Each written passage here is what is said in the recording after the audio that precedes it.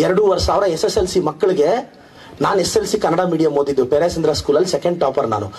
ನಾಳೆ ಎಕ್ಸಾಮ್ ಇದ್ರೆ ಇವತ್ತು ಓದ್ತಿದ್ದೆ. ನಾನು ಯೋಚನೆ ಮಾಡಿದೆ, ಓ ನಾಳೆ ಎಕ್ಸಾಮ್ ಇದ್ರೆ ಇವತ್ತು ಓದ್ತೀವಿ, ಅದಕ್ಕೆ ಡೈಲಿ ಎಕ್ಸಾಮ್ ಇಟ್ರೆ ಹೆಂಗೆ ಅಂತ.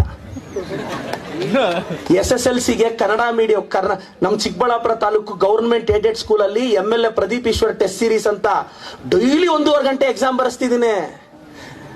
80 ಎಕ್ಸಾಮ್ ಹಾಕಿದೀನಿ ಡೈಲಿ.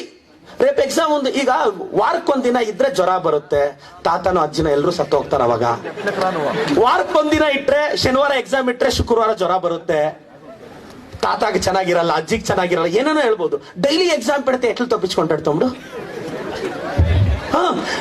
ಇವತ್ತು ತಪ್ಪಿಸ್ಕೊಂಡ್ರೆ ನಾಳೆ ಬರ್ಬೇಕಲ್ಲ, ನಾಳೆ ತಪ್ಪಿಸ್ಕೊಂಡ್ರೆ ನಾಳಿದ್ದು. ನೀವು ನಂಬಲ್ಲ, ನವೆಂಬರ್ 4ಕ್ಕೆ ಸ್ಟಾರ್ಟ್ ಮಾಡಿದ್ದು, ಫೆಬ್ರವರಿ ಎಂಡ್ವರೆಗೂ ಡೈಲಿ 1.5 ಗಂಟೆ ಎಕ್ಸಾಮ್ ಗವರ್ಮೆಂಟ್ ಏಡೆಡ್ ಸ್ಕೂಲ್ ಮಕ್ಕಳಿಗೆ. ಯಾಕೆಂದ್ರೆ MLA ಆಗಿರೋದ್ರಿಂದ ನನ್ನ ಜವಾಬ್ದಾರಿ. ಇವಾಗ ಅಟ್ಲು ಇಷ್ಟು ಪಾಸ್ ಆಗೋಗ್ಬಿಡ್ತಾರೆ. ಎಲ್ಲೋ ಕೆರೆಯಲ್ಲಿ ಮರಳೆತ್ತೋ ಬದಲು BMTC ಅಲ್ಲಿ ಕಂಡಕ್ಟರ್ ಆಗ್ತಾನೆ, ಹೆಂಡ್ತಿನ ಚೆನ್ನಾಗಿ ನೋಡ್ಕೋಬಹುದು.